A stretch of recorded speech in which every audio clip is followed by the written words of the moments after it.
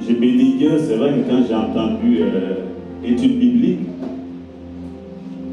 merci ma soeur, ça m'a tellement fait plaisir. On a l'impression que quand on dit ça maintenant, c'est quelque chose qui est dépassé, qui est, je ne sais pas. Alors que c'est là où on devait être plus nombreux. Parce qu'on a le temps, pendant une heure où on étudie la parole, il y a des questions-réponses. Et j'ai l'impression que maintenant, c'est l'Antiquité en études bibliques, on n'entend plus ça, c'est bizarre. Et pourtant, c'est là où on a le temps de s'affermir, de prendre des notes, de poser beaucoup de questions. Parce que je ne vous cache pas que les temps qu'on vit, ce sont réellement des temps de ténèbres. Comme le titre de ce message ce matin. C'est dommage quand on regarde souvent les réseaux sociaux actuellement. Tout est fait pour qu'on ne veuille même plus aller à l'église. Parfois, quand on s'envoie des vidéos avec le pasteur, j'ai l'impression que ce sont des sketchs. Il y a des choses que je vois, je ne peux pas croire que ça dans l'église de Jésus-Christ, on voit de telles choses. Parfois, j'ouvre grand les yeux, est-ce que c'est un sketch, une parodie, ou c'est vraiment dans l'église que ça se passe? On voit des choses qui sont terribles, on s'envoie souvent des vidéos, on se dit, mais on rêve, c'est pas possible. Et c'est vraiment triste quand on voit ces choses-là.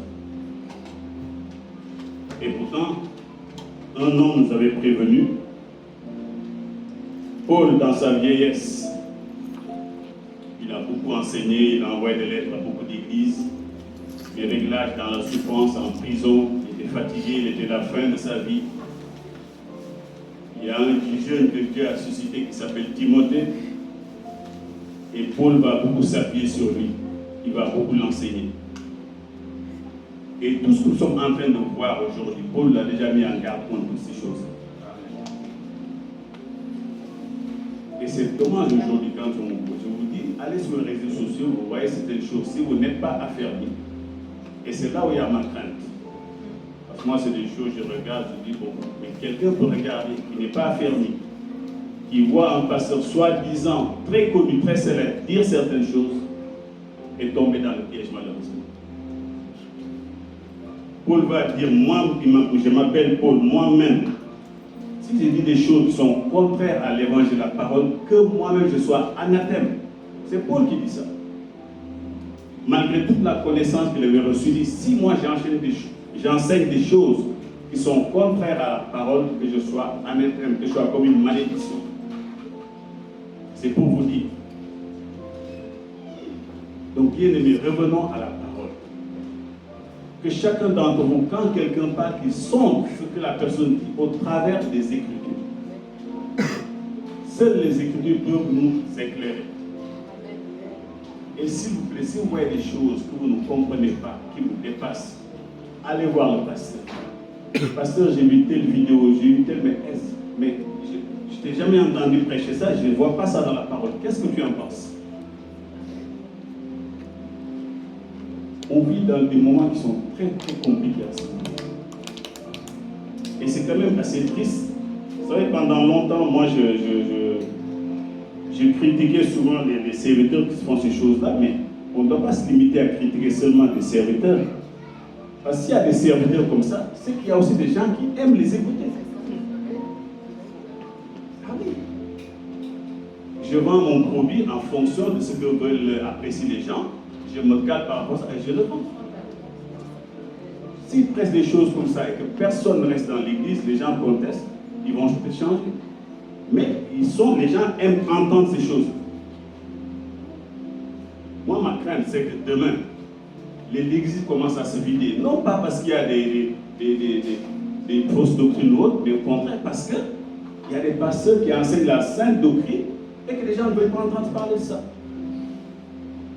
Aujourd'hui, si je mets un thème, je dis voilà, le dimanche prochain, je ne sais pas, un jour de la semaine, le thème, il y aura un enseignement sur comment prier, comment jeûner, tout ça. Peut-être que j'aurai peut-être 5 personnes dans la salle. Mais si je vous dis, je peux vous enseigner comment, en 15 jours, dans 24 heures. Ouais, déjà venu. Et tenir, je vais avoir un certain montant. Dieu m'a révélé une petite technique à faire. Vous pouvez passer de 10 000 peut-être à 1 million d'euros d'ici la fin de l'année. Je peux vous assurer. Je n'ai pas besoin de flyers. Ce sera le bouche à oreille, c'est clair. Et la salle sera remplie. Il y aura beaucoup d'invités. Amen. Mais c'est la vérité. Et nous oublions que les apôtres ont demandé à Jésus, enseigne-nous à prier. Ce n'est pas enseigne-nous à gagner nos vies, à avoir de l'argent, enseigne-nous à prier. Parce que quand on sait prier, on a tout, on obtient tout. À quoi ça sert d'avoir beaucoup d'argent et ne pas être solide? Quand vous êtes solide dans votre foi, dans votre marche avec Dieu, vous êtes serein.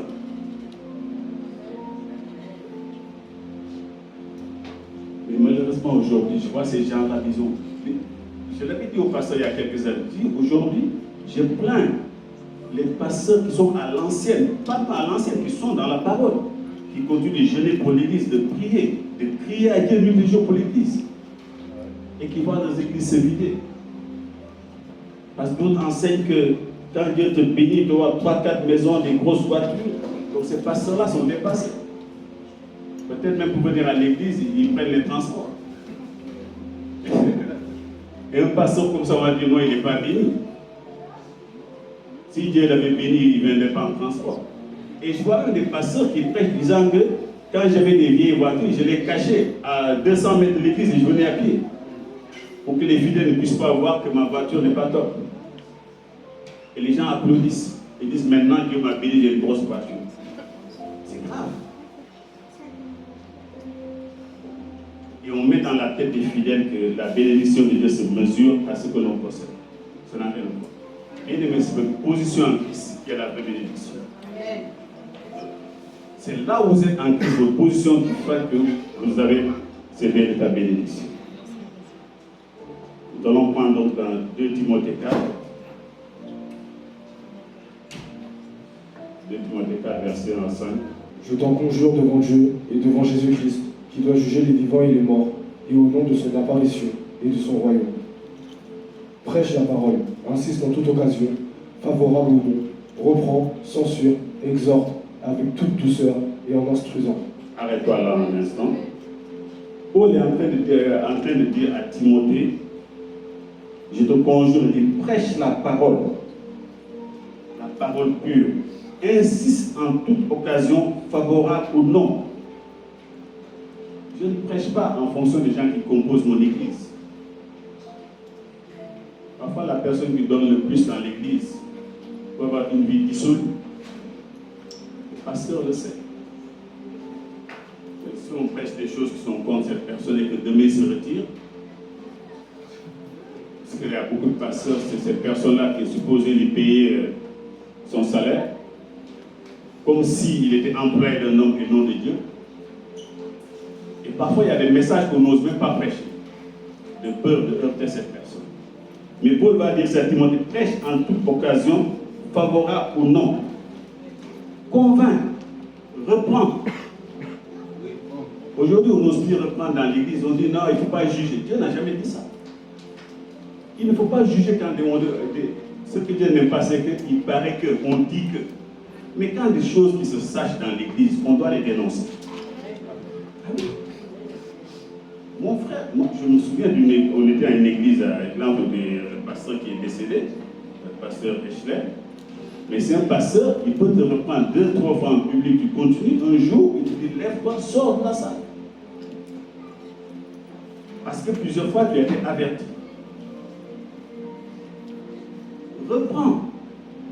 Reprends son frère, reprends sa soeur, c'est l'aimer. Et on reprend la peine de voici ce que la parole dit. Tu es à côté de la parole. Donc il faut te reprendre, il faut te repentir, il faut changer. Tu peux le voir une fois, il ne veut rien savoir. Tu prends un témoin, il veut la 3e fois, tu l'amènes chez le pasteur. C'est ce que la Bible dit. Ce n'est pas des calomnies. Je ne suis pas certain de dire il paraît que non, c'est des choses que je sais. Reprends, convainc, exhorte avec toute patience et en instruisant. Bien sûr, tout ça c'est fait avec amour. Et on instruit la personne. Parce que personne ne sait pas. préfère que cette personne soit sauvée. Continue, mon frère. Car il viendra un temps où les hommes ne supporteront pas la saine doctrine, mais ayant la démangeaison d'entendre des choses agréables, ils se donneront une foule de docteurs selon leurs propres désirs. Continue. Détourneront l'oreille de la vérité et se tourneront vers les fables. Mais toi, sois sobre en toutes choses, supporte les souffrances, fais l'œuvre d'un évangéliste, remplis bien ton ministère. Car pour moi, je sers déjà de libation. C'est bon, tu peux t'arrêter au verset 5, c'est bon pour l'instant. Voyez-vous ce que Paul disait à Timothée, car il viendra un temps. Et je pense que nous sommes dans ce temps. Ça commence depuis longtemps, mais là, j'ai l'impression que ça se dégrade de plus en plus. Car il viendra un temps où les hommes ne supporteront plus la sainte doctrine. Ce qui faisait que les églises étaient remplies. Ce qui faisait que des véritables serviteurs de Dieu prêchaient, il y avait la conviction des péchés, les gens se convertissaient. Je me suis converti dans une période où les gens se convertissaient par milliers. On voyait des évangélistes puissants qui promettaient par l'argent et quoi que ce soit, ils prêchaient le salut. Et les gens couraient pour se donner à Jésus-Christ. Mais aujourd'hui, ces mêmes messages font fuir les gens. Quand vous parlez de salut, vous parlez de péché, vous parlez de repentance, personne ne vous écoute. L'église se vide. Parce qu'on a amené le message de Christ à quelque chose de très très grave. À tel point, je dois me poser la question, pourquoi ai-je été sauvé? Bien aimé, si c'est juste pour le boire, le manger, la Bible nous dit que ces choses-là sont les païens qui le cherchent. Pourquoi ai-je été sauvé? Pourquoi je peux dire maintenant que Dieu est venu habiter en moi? Si c'est juste pour avoir des voitures. Je dois véritablement me poser la question. Les gens ne supporteront plus la sainte doctrine. Quand vous prêchez la parole pure, les gens ne vous écoutent pas. Parce que vous ne parlez pas de certains miracles. C'est parfois même pas qu'il y a encore des guérisons, je peux comprendre. Et on entend parler beaucoup de miracles financiers. Beaucoup. Et quand on retourne dans les actes des apôtres, où il y a eu la fondation de l'église, on voit que les gens se réunissaient. Ils amenaient tous leurs biens, ils les vendaient et ils partageaient tout ce qu'ils avaient. À tel point, quand on voit Ananias et Zaphira, quand ils ont vendu leur terrain et qu'ils sont venus, au lieu de donner tout, ils ont caché une partie. Mais Pierre a dit, comment avez-vous osé mentir au Saint-Esprit? Et la Bible nous dit qu'ils ont été foudroyés sur le champ. Pourtant, c'était leur propre argent. Ils ont vendu leur maison, comme tout le monde donnait, ils ont dit aussi, nous, il faut qu'on donne l'orgueil. Mais quand tu viens, tu dis, j'ai vendu la maison 100 000 euros, tu ne dis pas que je l'ai vendu 80 000 et tu gardes les 20 000 euros. Et à cause de ça, Dieu les a frappés. Parce que seulement ils ont caché une partie de cet argent. C'était leur propre argent. Mais aujourd'hui, ils ont menti. Aujourd'hui, quand je vois les dégâts que font l'argent dans l'église, parce qu'encore dans l'église de Corinthe, dans les épis de Paul, on voyait qu'il y avait des problèmes d'impureté, il y avait des problèmes de désordre, certes, mais il y avait peu de problèmes d'argent. Mais aujourd'hui, le nœud central, le problème, c'est l'argent, l'argent, l'argent. Et c'est la convoitise. Dieu m'a dit, il y a 10 personnes qui doivent donner 10 000 euros. Et ils auront tant, et les gens courent. Montrez-moi dans la Bible quelqu'un qui a demandé à Dieu, je te donne ça pour avoir ça. Ça n'existe pas. Quand Dieu a posé la question à Salomon, qu'est-ce que tu veux que je te donne? Qu'est-ce que tu veux, Salomon? Dieu te lui dit de choisir ce qu'il veut. Et Salomon il a réfléchi, a dit à Dieu, moi, ce que je veux, c'est la sagesse. Est-ce qu'on aurait répondu la même chose aujourd'hui? C'est pourquoi je dis, c'est bien de reprocher les choses aux serviteurs, mais regarde dans ton propre cœur la convoitise qui est en toi. C'est ça qui te pousse à vouloir écouter, à vouloir entendre un certain nombre de messages, parce que ça t'arrange. Parce que si tu as l'amour de l'argent, forcément, tu vas écouter que les gens qui voient la solution pour avoir telle ou telle chose. Ce sont ces messages-là qui vont t'attirer. Et ce que l'apôtre doit dire ici, avec la démangeaison d'écouter. Je sélectionne les messages, je vais sur les réseaux sociaux, là, non, lui, il parle trop de péché, non, lui. L'argent, je reste scotché. Salomon savait qu'en ayant la sagesse, il avait tout. Et regarde ce que Dieu va faire, il demande la sagesse, Dieu va dire en plus de la sagesse, je vais te rendre riche. Salomon n'a pas demandé la richesse, c'est Dieu qui a décidé de le rendre riche.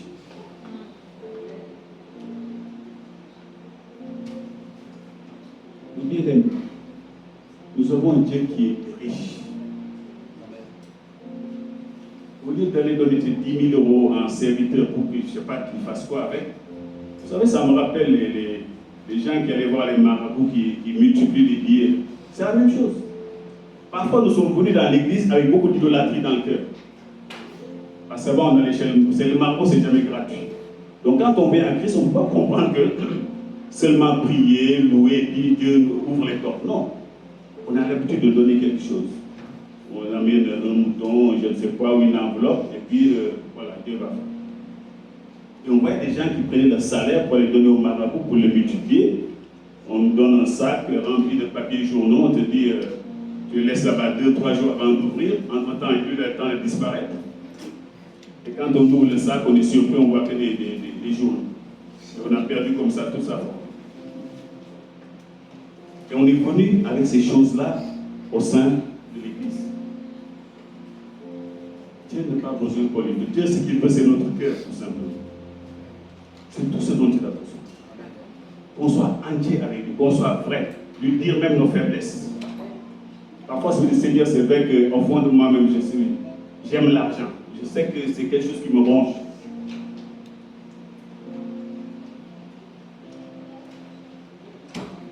Ils se donneront maître sur maître. Ce sont des choses qu'on voit. Ils vont voir ces serviteurs-là et les mettre en favori. Je ne sais pas comment ils font, il y a un truc qu'on appuie et puis tous ces messages viennent à chaque fois pour écouter ce qu'ils disent. Bien aimés, faisons attention. Parce que c'est nous qui nourrissons ces personnes-là. Parce qu'il y avait personne pour les écouter. Et les gens qui les dénoncent, je pense que ça changerait beaucoup de choses. Et quand vous regardez ces églises-là, moi je veux bien, Dieu dit qu'on soit prospère. Mais pourquoi ce sont toujours les dirigeants qui sont riches et ceux qui donnent là n'ont jamais rien? C'est cela ma question, la bénédiction est pour tout le monde. Il n'y a pas dit qu'il bénit seulement les pasteurs, les bishops, les archibishops, et lui qui est là pendant que moi j'ai un jet privé. Vous imaginez? La sœur, sa voiture est en panne, la pachette, mec, elle ne peut même pas sortir 200 € pour réparer sa voiture. Et moi, je me glorifie d'avoir un jet privé. J'ai pas besoin de jet privé. Si vous voulez me payer, moi, la business class me suffit. Vous me payez bien en business class, je suis là. Je n'ai pas besoin de jet privé. Et ça se mesure quand on voit ces personnes-là, je vous assure. Même Emmanuel Macron, quand il rentre dans il n'a pas autant de c'est pas ça. Vous les voyez, ils rentrent, mais Jésus-Christ, c'est pas comme ça. Quelqu'un disait, il a fallu qu'on demande qui est quand ils sont venus le chercher avec les pierres là. On ne sait pas qui était Jésus, tellement la personne dit, mais il s'est habillé comme tout le monde. Jésus, quand il était avec les apôtres, on ne pouvait pas dire, oui, il avait un vêtement qui brillait plus que je ne sais quoi, non. Jamais. Et on est en train de dire la personne qui est là, qui a du mal à joindre les deux bouts, que Dieu n'est pas avec toi. Tu n'es pas assez béni parce que sinon tu n'aurais pas d'être. C'est faux. C'est pas ça la bénédiction. Amen. C'était ça la bénédiction là, Jacob là, n'allait pas courir. Jacob avait tout. Et pourtant il pleurait. Il savait qu'il y a quelque chose qui manquait. Parce qu'il fallait qu'il domine, il avait une position de domination. Tant qu'il n'avait pas ça, il ne se sentait pas entièrement dans sa bénédiction.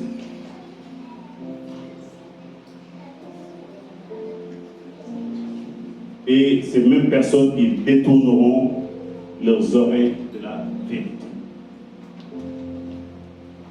la vérité biblique, ça les intéresse pas. Parce que le cœur est rempli de convoitise. Et c'est là où on doit sonder nos cœurs. Quelles sont les réalités qui sont venues à Christ? Si je suis venu justement enseigner parce qu'il m'a guéri, parce qu'il m'a donné du travail, parce que, je ne sais pas, j'ai réussi ma sortie de là, c'est un bon départ. Mais ça ne doit pas s'arrêter là. Dieu a choisi ce chemin-là pour m'emmener vers lui. Mais au bout de quelques nombre de mois, d'années, je vais quand même à autre chose. Et à un moment, je commence à dire, mais Seigneur, je me rends compte que j'étais perdu. Et tu m'as tendu la main. J'étais dans les ténèbres, tu m'as sorti de là. Le diable avait une emprise sur moi, maintenant, tu habites en moi. Voici les véritables bénédictions.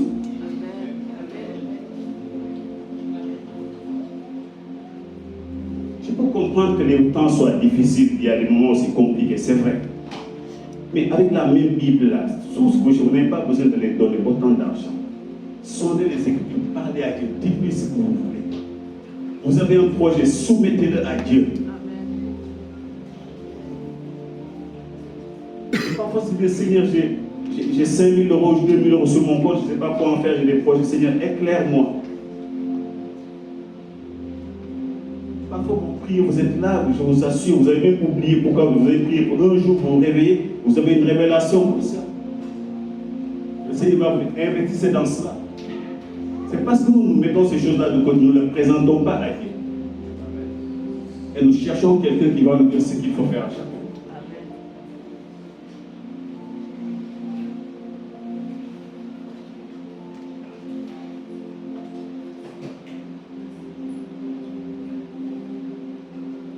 Et c'est quand même assez dommage. Parce que le Seigneur donne la sagesse. Dans tous les domaines de notre vie, nous pouvons nous référer au Seigneur. Nous pouvons nous confier à lui. Et ce sont des choses qui sont véritables, qu'on voit tous les jours. Ils détourneront leurs oreilles de la vérité et se tourneront vers des fables. Vous savez, les fables, là, quand vous lisez les fables de La Fontaine,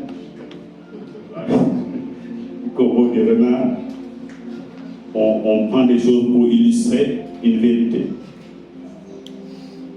Et la Paul va dire qu'ils se tourneront vers des fables. Et pourtant, Paul, ça doit être terrible pour lui, qui a enseigné tellement de choses. Je n'ai pas vu un homme aussi sage que Paul. Là. Quand on regarde ses idées, vous voyez qu'un homme qui avait beaucoup reçu. Il n'a pas vu Christ physiquement, mais il a vu Christ spirituellement. Il a été enseigné.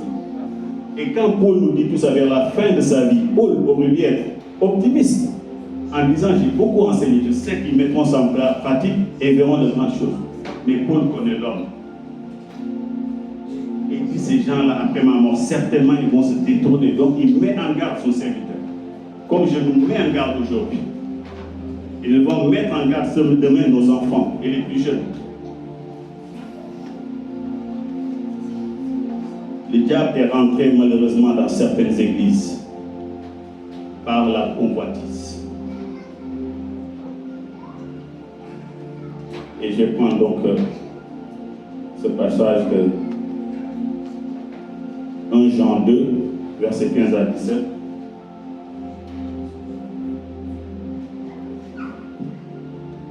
N'aimez point le monde, ni les choses qui sont dans le monde. Si quelqu'un aime le monde, l'amour du Père n'est point en lui. Car tout ce qui est dans le monde, la convoitise de la chair, la convoitise des yeux et l'orgueil de la vie, ne vient point du Père, mais vient du monde. Et le monde passe, et sa convoitise aussi. Amen. Mais celui qui fait la volonté de Dieu demeure éternellement. N'aimez pas le monde. Il faut revenir au début du verset.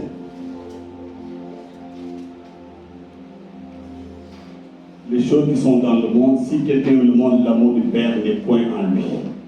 Quand on dit n'aimez pas le monde c'est un système. Nous sommes dans ce monde-là, nous vivons dans ce monde. Mais quand on parle du monde, on ne parle pas de la terre, on dit le monde c'est un système. Le système du royaume du monde n'a rien à voir avec le système du royaume de Dieu. le monde, c'est le royaume du plus fort, celui du plus grand escroc, du plus grand magouilleur. Tous les moyens sont bons pour réussir. C'est ça le monde. Mais quand on est en Christ, c'est autre chose. Et vous savez, parfois, je dis aux gens, au lieu d'aller voir même ces pasteurs-là, à donner de la... Parfois, il y a même des gens qui ont écrit des livres, des chrétiens qui ont écrit des livres. Comment s'en sortir? Il y a des chrétiens qui ont réussi dans les entreprises et autres, même au sein de l'Église. Vous avez un frère qui a créé une entreprise, qui a spécialisé dans tel ou tel domaine. Allez le voir, allez le consulter. Frère, qu'est-ce que tu peux m'enseigner sur telle ou telle chose? Et même, je vous dis encore, au risque de vous choquer, parfois vous voyez même des païens qui ont réussi dans tel ou tel domaine. Mais vous pouvez aller les consulter. Et quand ils vont vous parler, vous savez ce qui est dans la parole, ce qui est contre la parole. Vous faites le tri. Vous prenez ce qui est bon et ce qui est contraire à la parole, vous le mettez de côté. Parce qu'ils ont réussi dans tel ou tel domaine. Moi, je ne suis pas pour les chrétiens. Ah non, vous savez, c'est le ténèbre et la lumière. Mais attendez, quand vous prenez un crédit à la banque, le banquier est chrétien. Votre patron, il n'est pas chrétien. Et pourtant, la loi dit qu'il devait subordination en tant qu'employé. Parfois, il ne faut pas être dans l'extrémisme. Amen. Amen. On peut voir quelqu'un qui n'est pas chrétien, mais qui a réussi dans tel domaine, on l'écoute. Ah, moi, je le fais en tout cas. Moi, j'ai déjà payé un restaurant en païen pour l'écouter. Parce qu'il avait réussi dans tel domaine qui m'intéressait. Mais quand il va me parler, il y a des choses que je mets à la lumière de la parole. S'il me parle de magouille, je ne suis pas là-dedans, mais s'il y a des choses qui sont claires, je l'écoute. Dieu, qu'est-ce que la parole nous dit là? La sagesse de Dieu, elle vient de nulle part. Dieu peut utiliser un enfant pour parler. Donc ne vous priez pas de ces choses-là. Mais là, je vais vous dire, continuez le verset. Après. Car tout ce qui vient dans le monde, regarde ces trois choses-là. La convoitise de la chair, la convoitise des yeux et l'orgueil de la vie. Ce sont ces trois choses-là qui ont envie de pécher dans le monde. C'est ce qu'on a reproché à Adam et Ève, dès le départ. Il y a certains passages que vous voyez dans la Genèse, c'est tout ce que je dis. La convoitise des yeux, la convoitise de la chair d'abord, la convoitise des yeux et l'orgueil de la vie. C'est ces trois convoitises qui font beaucoup de gens qui chutent. Parfois, je désire certaines choses, pas pour moi-même, mais parce que ma soeur là, pourquoi pas moi? Ou je dois avoir ça pour que les gens sachent qui je suis. Vous voyez des gens parfois, moi qui roule beaucoup, vous voyez des gens, plus la voiture est vraiment une grosse voiture, la personne confond la voiture et lui-même. Vous le voyez dans la voiture, mais je ne sais pas. Déjà, il roule le carreau bien baissé, vous regardez. Tout ça pour être vu. L'orgueil de la vie. Pour que les gens vous complimentent. Il y a des choses parfois je n'ai même pas besoin. Et pour cela je plains beaucoup mes soeurs parfois. Nous quand on a deux pantalons, une veste, chemise, ça passe, ça va, on peut jongler avec. Bon, pressing et puis bon, ça passe hein. Mais les soeurs par malheur, le mariage on t'a vu avec telle robe, c'est fini, c'est bon. Pour le mettre sur Internet, la vendre parce qu'on ne peut plus la mettre. Mais c'est triste. Et je connaissais des sœurs, pas tous les pasteurs, mais des sacs. Je ne sais pas vous mettre des sacs chers. Et quand il dit non, c'était en promo, je n'ai payé que 800 €.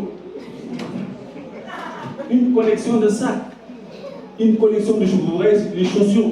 Attendez, pourquoi faire tout ça? C'est vraiment quand je regarde ça, je ne comprends pas ce besoin de consommation. Et c'est là où parfois on voit qu'on manque de sagesse. Parce que quand on fait l'inventaire de tout ça, parfois on a des problèmes de 1000 €. Alors qu'il y a 5000 € qui dorment comme ça dans le plat. C'est la vérité. On a du mal, on lutte, on court, c'est chaud. Et pourtant il y a l'argent qui dort. Donc, mais tout ça, il faut faire le ménage. En fait, nous ne sommes pas du monde. Je sais que mes soeurs, vous avez envie d'être belles, vous avez envie de... Nous aussi, on vous aime belle, c'est vrai. Mais il ne faut pas exagérer. Amen. Mais temps en temps, au lieu de penser à 800 euros, mettez sur le compte d'épargne de l'enfant. Ah, ça le servira plus tard. Vous qui avez des enfants. Il n'est plus beau qu'un enfant qui grandit à 18 ans, il regarde, il a déjà son compte. Il y a de l'argent. Et c'est faux. Mais maman, tous les derniers sacs, parce que la force, si vous la suivez là. Surtout, vous avez vu actuellement, on parle de ça. Hein? Des choses qu'on n'achète pas chez les filles. Ça passe, hein? Les vêtements.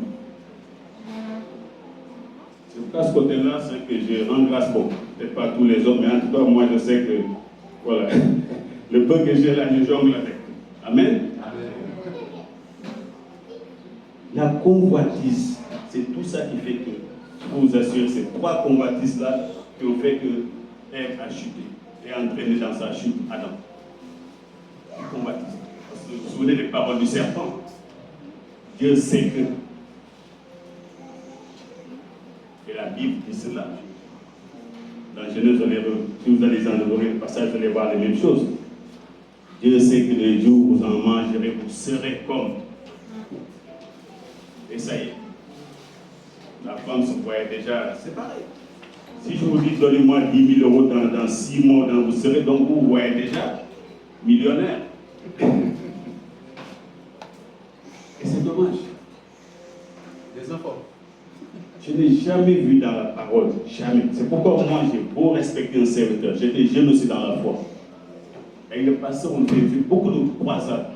Maintenant, il y a moins, à l'époque, il y avait des conférences, des croisades. On allait au parc des Expos de Villepin, des salles à Saint-Denis, partout. J'ai beau respecter le prédicateur, mais dès qu'il commence, Dieu m'a dit, il y a tant de peuples dans le naissant, je me lève, bye bye.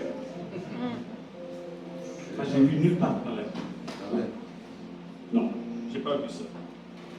Je peux croire, Dieu peut me saisir dans mon cœur, dire, je dois bénir le pasteur. Ce n'est pas lui qui va me bénir. Je sens dans mon cœur que je dois le faire, je le fais. Une fois, il m'était arrivé de dormir, Dieu m'a ouvert, c'était même pas un songe, j'ai vu une sœur, Dieu m'a montré que son frigo était vide. Je n'ai pas besoin d'interprétation, ni de parler langue, ni de jeûner, je sais ce que ça veut dire. Je me suis levé, j'ai pris mon enveloppe, puis ma sœur, j'obéis parce que tenez votre enveloppe. Amen. Il n'y a que elle, moi et Dieu.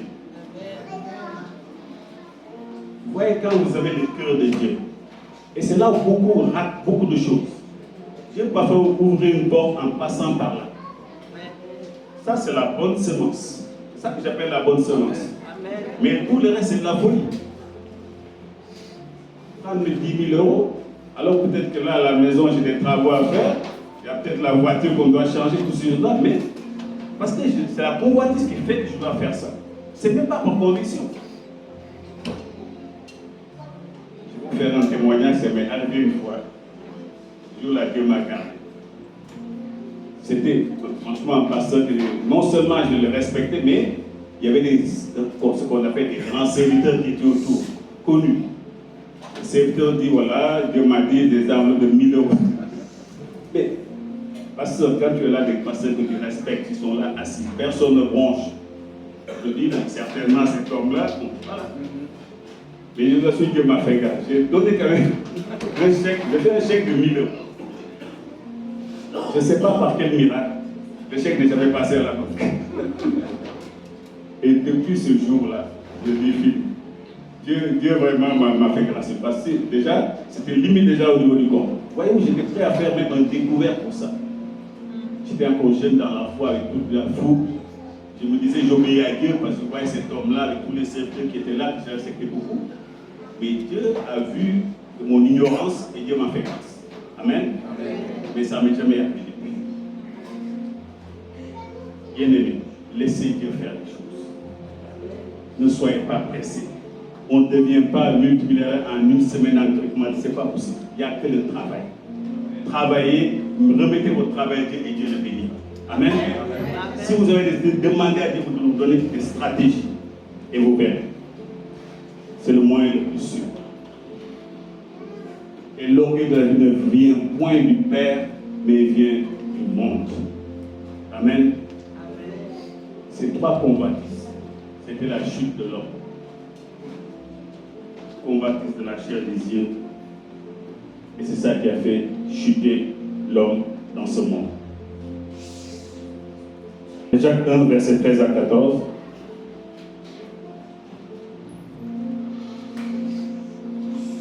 Que personne, lorsqu'il est tenté, ne dise « C'est Dieu qui me tente », car Dieu ne peut être tenté par le mal, et il ne tente lui-même personne.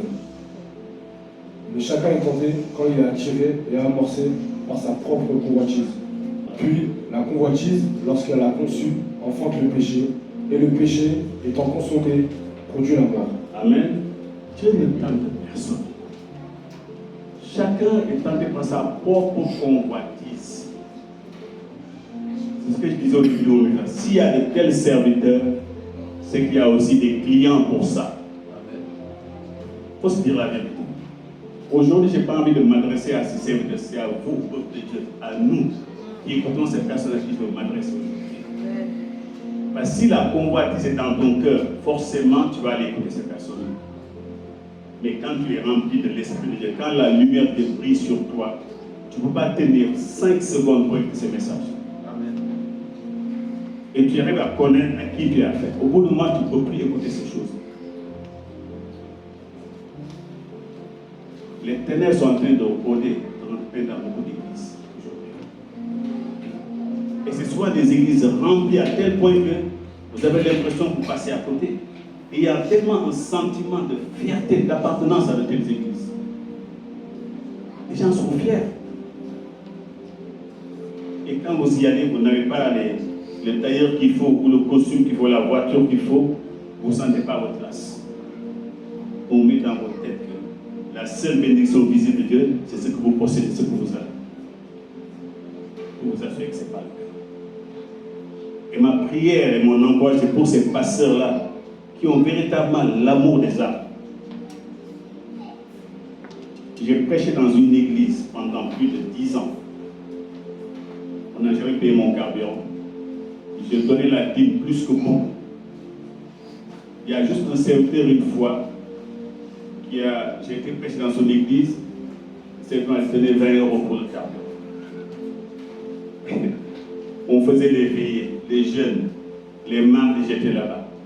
Je faisais des études bibliques. Mais pour moi, je n'ai jamais pensé que l'église devait me... Quoique, ça aurait été légitime parce que tout travail mérite salaire.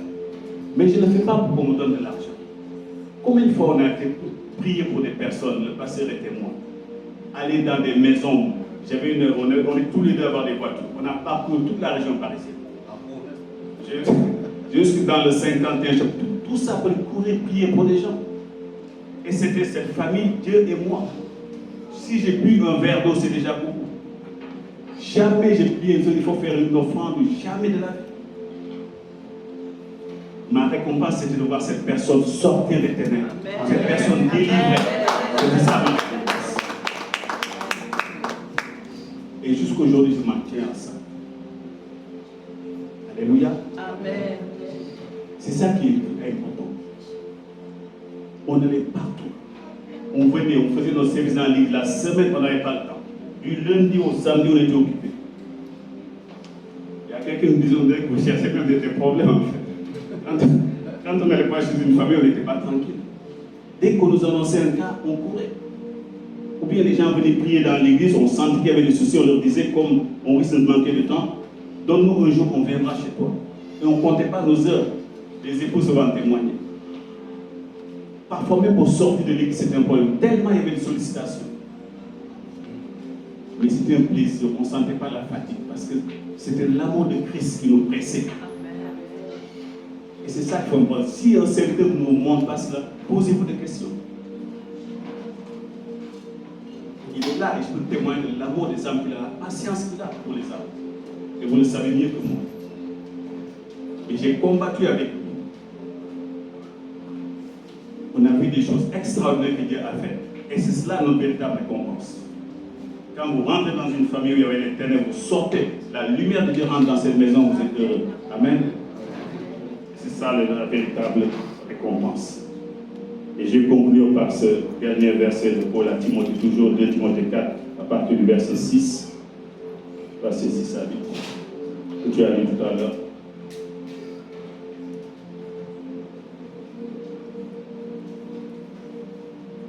Car pour moi, je sers déjà de libation et le moment de mon départ approche.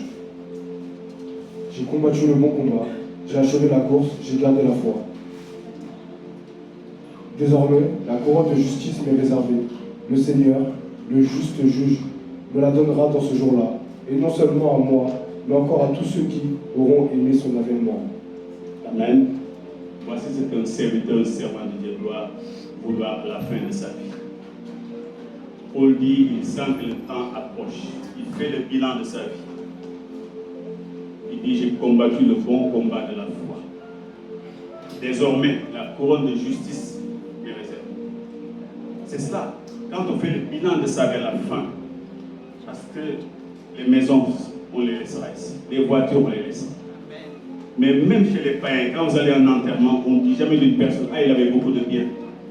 On dit, qu'est-ce qu'il était gentil cet homme? Qu'est-ce qu'il était généreux? Les gens pleurent, pas parce qu'il a laissé des choses, mais pleurent parce qu'il devait encore rester là. Il fait beaucoup de bien aux autres. Il a consolé, il a béni, il a offert des choses, il a fait du bien, il a été généreux. C'est cela qu'on garde. Et c'est cela que nous cherchons. S'aimer les uns les autres, s'entraider, se faire du bien les uns aux autres. Et voyez souvent la personne qui... Il y a une personne quand elle n'est pas dans l'église, elle me manque beaucoup parce que quand on passe, on entend les éclats de rire. La personne, quand elle vient, elle anime, on a envie d'être avec cette personne-là. Pourtant, cette personne ne nous donne pas de l'argent. Mais être à côté de une telle personne, on se sent bien tout d'un coup. Et c'est ça que le Seigneur veut faire pour chacun d'entre nous. Nous sommes des porteurs d'espoir. Nous devons nous enseigner la foi les uns aux autres, nous consoler les uns les autres. Et c'est là dont l'Église a besoin. Donc, bien aimés, revenons aux choses simples. La foi, c'est quelque chose de simple. C'est dépend totalement de Dieu. Qu'il neige, qu'il pleuve, je ne bouge pas, je dépends totalement de Dieu. Et je sais que Dieu est fidèle. Amen. Amen. Son nom soit béni encore. Amen.